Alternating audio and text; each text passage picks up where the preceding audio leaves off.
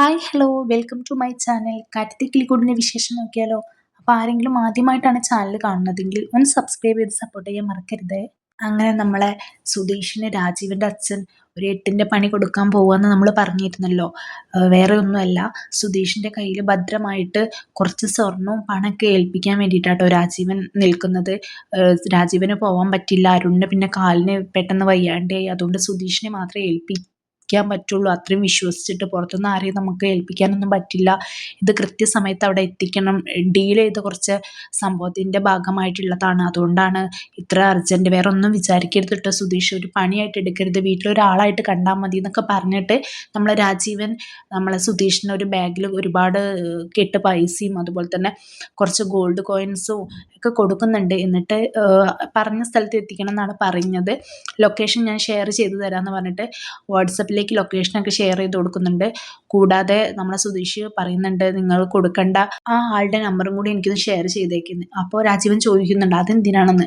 അപ്പോൾ ഒന്നുമില്ല, എന്തെങ്കിലും സംശയം വന്നാൽ വിളിക്കാമല്ലോ എന്ന്. അപ്പോൾ അരുൺ അടുത്ത വഴിക്ക് പറയുന്നുണ്ട്, അച്ഛാ ഇനി സുധീഷിൻ്റെ സംശയമൊന്നും വേണ്ട, കൊടുത്തേക്കുന്നു. നിധിയാണെങ്കിൽ ഈ ഗോൾഡും അതുപോലെ തന്നെ ക്യാഷൊക്കെ കാണുമ്പോൾ ചോദിക്കുന്നുണ്ട് കേട്ടോ, ഇതാണോ അച്ഛ കൊടുക്കാനുള്ളത്, എത്തിക്കാനുള്ളത് എന്നൊക്കെ ചോദിക്കുന്നുണ്ട്. നിധിക്ക് എന്തോ ഒരു ടെൻഷൻ ഉണ്ട് കേട്ടോ. കാരണം വേറെ ഒന്നും കൊണ്ടല്ല, സുധീഷ് ഇത്രയും ദൂരം യാത്ര ചെയ്ത് ഇത്രയും എമൗണ്ട് ആയിട്ട് പോകുമ്പോൾ ഒരു ടെൻഷൻ ഉണ്ടാവുമല്ലോ. അപ്പോൾ അതാലോചിച്ചിട്ടാണ്, അല്ല സുധീഷിനെ വിശ്വാസമില്ലായിട്ടൊന്നുമല്ല. ഇപ്പം എന്തായാലും സുധീഷിനും ഭയങ്കര പേടിയുണ്ട് കേട്ടോ. കാരണം മനസ്സിൽ ആലോചിക്കുന്നുണ്ട് ഇതൊക്കെ രാജീവൻ പറയുമ്പോൾ. അന്ന് കാറിൽ വെച്ച് പറഞ്ഞ ആ വെല്ലുവിളിയൊക്കെ ആലോചിക്കുന്നുണ്ട് കേട്ടോ. ഒന്നും കാണാത്ത രാജീവൻ ഇങ്ങനെ ഇത്രയും വലിയ എമൗണ്ട് ഒന്നും സുധീഷിനെ ഏൽപ്പിക്കില്ല. അന്നേരം സുധീഷ് ആലോചിക്കുന്നുണ്ട് കേട്ടോ. സുധീഷ് പറഞ്ഞ കാര്യങ്ങളൊക്കെ ഒരാഴ്ചയ്ക്കുള്ളിൽ രാജീവൻ പറഞ്ഞിട്ടുണ്ടായിരുന്നല്ലോ, മകള് രാജീവൻ്റെ അടുത്തേക്ക് വരും സുധീഷിനെ ഒഴിവാക്കിയിട്ടെന്ന്. അതിന് വേണ്ടിയിട്ട് എന്തൊക്കെയോ രാജീവൻ ഒപ്പിച്ച് വെക്കുകയാണെന്ന് സുധീഷിന് ഭയങ്കരമായിട്ട് ഡൗട്ടുണ്ട്. പക്ഷെ നിധി നിർബന്ധിച്ചത് കൊണ്ട് മാത്രമാണ് കേട്ടോ സുധീഷ് പോകാൻ വേണ്ടി തയ്യാറാവുന്നത്. നിധി ഇങ്ങനെയൊക്കെ പറയുന്നുണ്ട്, അച്ഛൻ ആരോടും ഇങ്ങനെ റിക്വസ്റ്റ് ചെയ്യാറൊന്നുമില്ല, ആദ്യമായിട്ടാണ് ഇങ്ങനെയൊക്കെ പറയുന്നത്, അതുകൊണ്ട് സുധീഷ് പോകണം, ഒരു കുഴപ്പമുണ്ടാവില്ല പോകണം എന്നൊക്കെ പറഞ്ഞിട്ട് നിധിയാണ് സുധീഷിനെ നിർബന്ധിക്കുന്നത്. നിധി പറയുന്നത് കൊണ്ട് മാത്രമാണ് സുധീഷിന് പോവാമെന്ന് വിചാരിക്കുന്നത്. സുധീഷിനും നല്ല പേടിയൊക്കെ ഉണ്ട് കേട്ടോ. പിന്നെ ഇത് കൈമാറുമ്പോൾ, ആ ബാഗ് കൈമാറുമ്പോൾ നമ്മളെ നിധി ചോദിക്കുന്നുണ്ട്, എന്തിനാ ഇങ്ങനെ ടെൻഷൻ അടിക്കുന്നത്. എനിക്ക് ടെൻഷനൊന്നുമില്ല എന്നൊക്കെ സുധീഷ് പറയുന്നുണ്ടെങ്കിലും സുധീഷിന് നന്നായിട്ട് ടെൻഷനുണ്ട്. ഒന്നാമത് രാജീവിന് എന്തോ ഒപ്പിക്കാൻ പോവുകയാണെന്നുള്ള ഒരു ടെൻഷൻ, പിന്നെ കാറിൽ നിന്ന് ഉയർത്തിയ വെല്ലുവിളിയും ഇതുമായിട്ട് എന്തൊക്കെയോ ഒരു ബന്ധം. അപ്പം അതൊക്കെ ആലോചിച്ച് ഭയങ്കര ടെൻഷനുണ്ട്. പിന്നെ പെട്ടെന്ന് അരുണിൻ്റെ കാലിന് ഇങ്ങനെ വെയ്യാതെയായി, അതും ആലോചിച്ചിട്ട് ടെൻഷൻ ഉണ്ട്. അതിലൊക്കെ ഒരു ദുരൂഹത നമ്മളെ സുധീഷിന് തോന്നുന്നുണ്ട്. എന്തായാലും ബാഗും അതുപോലെ തന്നെ താക്കോലൊക്കെ നമ്മളെ സുധീഷിൻ്റെ കയ്യിൽ ഏൽപ്പിച്ചിട്ടുണ്ട്. പോവാൻ നേരത്ത് നമ്മളെ നിധി വന്നിട്ട് പറയുന്നുണ്ട് സുധീഷിനോട്, സൂക്ഷിച്ച് പോകണം കേട്ടോ, എവിടെയും നിർത്തുമൊന്നും വേണ്ട എന്നൊക്കെ പറഞ്ഞ് ഭയങ്കരമായിട്ട് കെയറൊക്കെ ചെയ്യുന്നുണ്ട്. രാജീവിനാണെങ്കിൽ പറയുന്നുണ്ട് ഹൈവേ വഴി പോയാൽ മതി, പിന്നെ എന്തെങ്കിലുമൊക്കെ തോന്നുകയാണെങ്കിൽ എന്നെ വിളിച്ചോളും, അതൊക്കെ ഞാൻ ഡീല് ചെയ്തോളാം എന്നൊക്കെ പറയുന്നുണ്ട് കേട്ടോ. ഭയങ്കരമായിട്ട് അഭിനയത്തിൻ്റെ ഒരു ഭാഗമായിട്ട് രാജീവൻ സംസാരിക്കുന്ന പോലെ നമുക്കും തോന്നും. എന്തായാലും നമുക്ക് വഴിയെ കാണാം. അതൊക്കെ കഴിഞ്ഞിട്ട് കാണിക്കുന്നത് നമ്മളെ സുഭാഷ് ചേട്ടൻ്റെ പണി സൈറ്റാട്ടോ. അവിടേക്ക് നമ്മളെ ചാന്ദിനി വരുന്നുണ്ട്. ചാന്ദിനിയുടെ ബ്രദർ ബയ്യയ്ക്ക് ഫുഡൊക്കെ ആയിട്ട് വരുന്നുണ്ട് കേട്ടോ. എന്നിട്ട് നമ്മളെ ചാന്ദിനിയും അതുപോലെ തന്നെ സുഭാഷ് ചേട്ടനൊക്കെ ഫുഡൊക്കെ ഷെയർ ചെയ്ത് കഴിക്കുന്നുണ്ട്. ചാന്ദിനി വീട്ടിൽ നിന്ന് ഉണ്ടാക്കി കൊണ്ടുവന്ന ഫുഡ് സുഭാഷ് ചേട്ടന് കൊടുക്കുന്നുണ്ട്, സുഭാഷ് ചേട്ടന് ഉണ്ടാക്കി കൊണ്ടുവന്ന ഫുഡ് ചാന്ദിനിക്ക് കൊടുക്കുന്നുണ്ട്. രണ്ടുപേരും അങ്ങോട്ടും ഇങ്ങോട്ടും ടേസ്റ്റുകളൊക്കെ പറയുന്നുണ്ട്. എല്ലാം ഹിന്ദിയിലാട്ടോ സംസാരിക്കുന്നത്. സുഭാഷ് ചേട്ടന് കുറച്ചൊക്കെ ഹിന്ദി അറിയാം. നമ്മളെ ചാന്ദിനി ഹിന്ദിയിൽ പറയുമ്പോൾ സുഭാഷ് ചേട്ടനും കുറച്ചൊക്കെ ഒപ്പിച്ചൊക്കെ പറയുന്നുണ്ട്. അങ്ങനെ ഒരുപാട് നേരം അങ്ങോട്ടും ഇങ്ങോട്ടൊക്കെ സംസാരിച്ചിട്ട് ഫുഡൊക്കെ കഴിക്കുന്നുണ്ട് കേട്ടോ.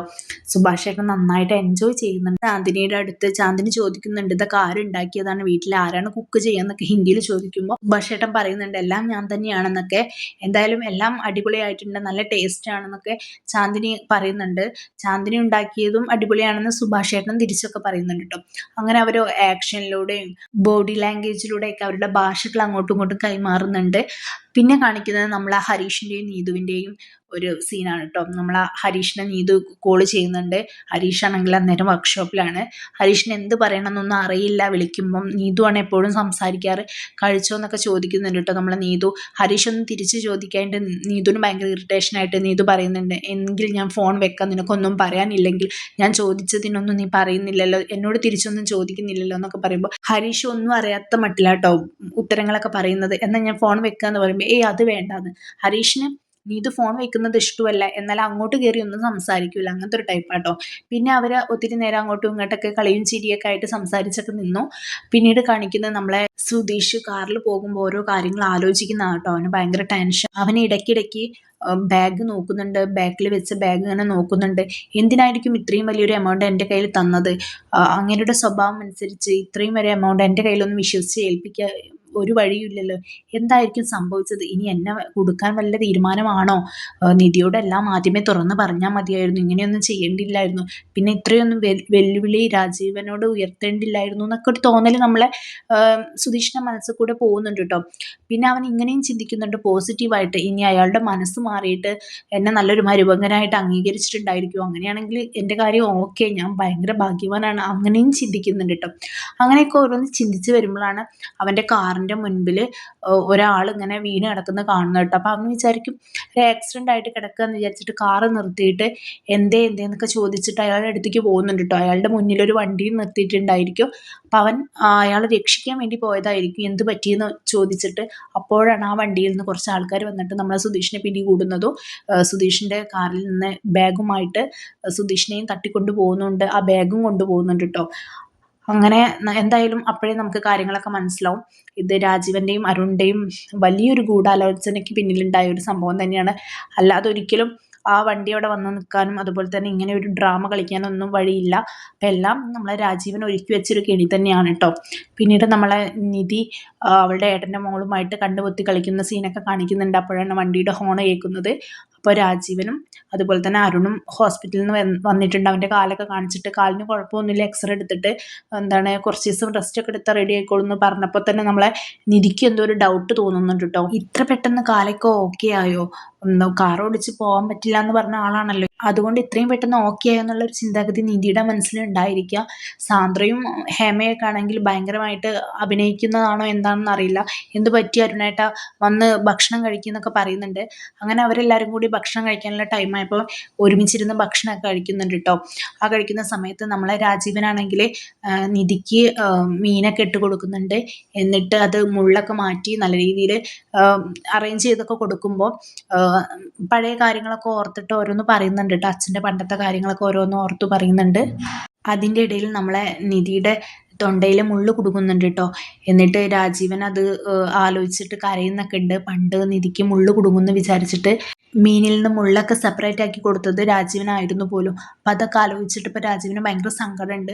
ചെറുപ്രായത്തിൽ നിധിയെ ഭയങ്കരമായിട്ട് കെയർ ചെയ്തു, അതാണ് ഇതാണെന്നൊക്കെ പറഞ്ഞിട്ട് ഭയങ്കര പഴയ കാലത്തെ കാര്യങ്ങളൊക്കെ എടുത്തിടുന്നുണ്ട് കേട്ടോ.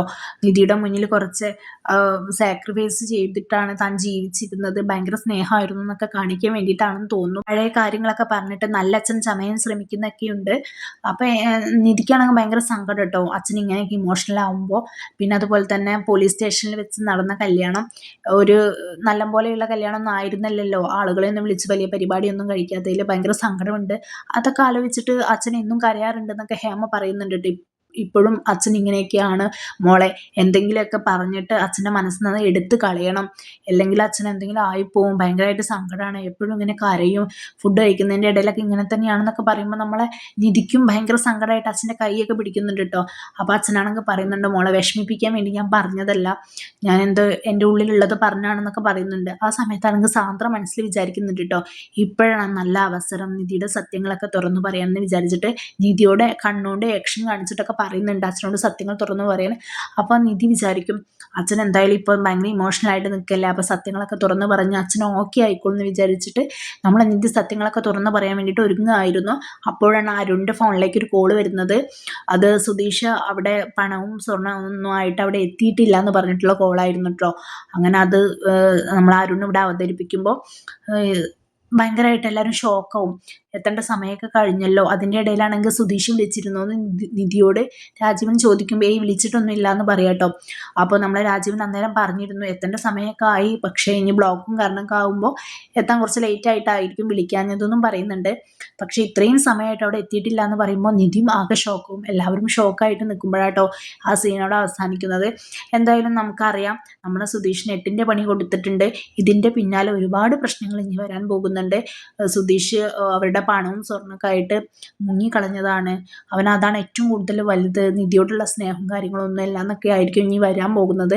എന്തായാലും നിധിയുടെ വായിൽ നിന്ന് തന്നെ എനിക്ക് സുധീഷിനെ വേണ്ടാന്ന് പറയിപ്പിക്കാൻ വേണ്ടിയിട്ട് രാജീവിന്റെ ഐഡിയ എന്തായാലും കൊള്ളാം. എന്തായാലും സ്നേഹം സത്യമാണെങ്കിൽ അത് എവിടെയും ഒരിക്കലും തോൽക്കാൻ പോകുന്നില്ല.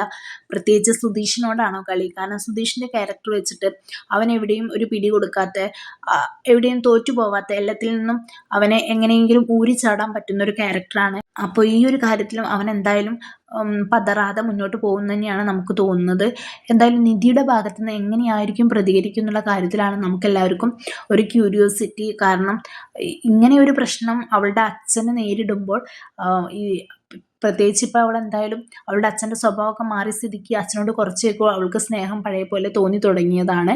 അതുകൊണ്ട് നമ്മൾ സുധീഷിനോട് ഭയങ്കര ഹാർഡായിട്ട് പെരുമാറുമോ, ഇതോടുകൂടി എല്ലാം അവസാനിപ്പിക്കുമോ, എല്ലാം നമുക്ക് വെയിറ്റ് ചെയ്ത് കാണാം. അപ്പോൾ ആരെങ്കിലും എൻ്റെ ചാനൽ സബ്സ്ക്രൈബ് ചെയ്യാതെയാണ് കാണുന്നതെങ്കിൽ ഒന്ന് സബ്സ്ക്രൈബ് ചെയ്ത് സപ്പോർട്ട് ചെയ്യാൻ മറക്കരുത്.